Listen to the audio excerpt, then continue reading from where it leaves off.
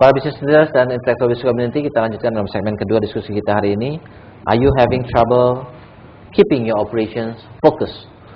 The main issue of this article, taken from Harvard Business Review September 2009, is up to where we make our operations work, and up to where and what are the considerations to make teams specialized. Yeah, so I think every company face this problem, these questions, because when you pool some operations, you might have economies of scale, but you lose the precision and specialty. But if you do too much specialty and precisions, you have to pay the cost, right? And we have to balance between the precision and the cost. That is always the problem of operations, and this problem will arise in a more high visibility when, for example, we merge two companies. Yeah. Might be different companies, or we merge operations. We intend to merge operations, just like Allianz is facing. Yeah, try to find the right combinations, the right synergy between the Allianz Life and the Allianz Utama back office operations. Exactly. That's why we invite Ahmeer to share his experience and his opinions in this article with us. So, Ahmeer, what are your objectives in which you can measure yourself whether you have accomplished the task that has been trusted to you or not? Okay, I think first of all, we must have a very clear objective from this whole exercise. Right. As you said, it is a dilemma. It's a trade-off. You know, do you go down the specialized route, or do you go down the shared services route, right, which then dilutes maybe some of the specialization? And I think the objectives that we must set ourselves, and we have in Allianz, is that the customer must be the center or the deciding factor when looking at what extent do we go to. You know, and the aim here is that, of course, that customer feedback or continuous customer feedback, and here when I mention customers, I include our internal business partners, our distribution partners, as well as the end clients. That feedback must be measured continuously to make sure that we haven't gone either too far or upset the balance in any way.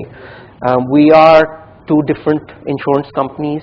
We have different product lines, different ways of doing things, but as you mentioned earlier, at the end of the day, a lot of the customers are the same. And the experience that the customers get from Allianz, whether it's Allianz Life or Allianz Utama, we make that the same for the customer, aligning it. You know, so for example, if you are a life customer, do you get the same service from the life policy when you get your policy document and your new policy as when you buy car insurance from Allianz? You know, maybe one takes 5 days to reach you, maybe another policy takes 2 weeks to reach. Why is that? And I think this is the important part that must be very clear in our strategy when setting the objectives. Okay, so number one is that, of course, you will not you will not against the rules, of course. Right? Number one is a must thing. Regulatory, yes. Number two is that you measure yourself that whatever you do, the customer satisfaction will not be lowered. The experience should not be lower. How do you measure that? Okay, we have many ways. I think one of the ways that we have already done this in Allianz over the last few years is by really opening our ears to the customer's experience, and we do this in 3 different ways, which I can mention. One is we've identified various touch points. These are the positions in our service chain Yes. or value chain where we interact with the customer. And after doing that, we do what we call a net promoter score. We call up a selected sample of our customers, and we ask them to rate us on their experience based on that interaction. Right. And once they give us a rate, we also ask them to maybe give us an explanation why they rated us in a certain way, maybe positive or negative. And I think that's one way. Another way we do it is we have a very open complaint management system in place within the organization. And what we've been able to develop in Allianz is that we are very open to complaints because it tells us, it's a barometer of how we are behaving to our customers.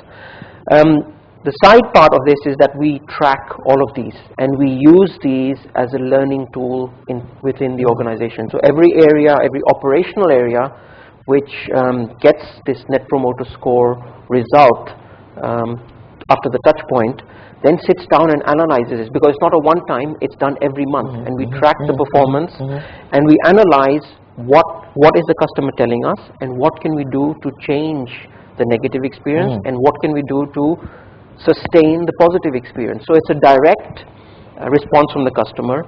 The beauty of this exercise is that that message comes directly to our operations. We don't outsource the survey, we don't send it to someone else.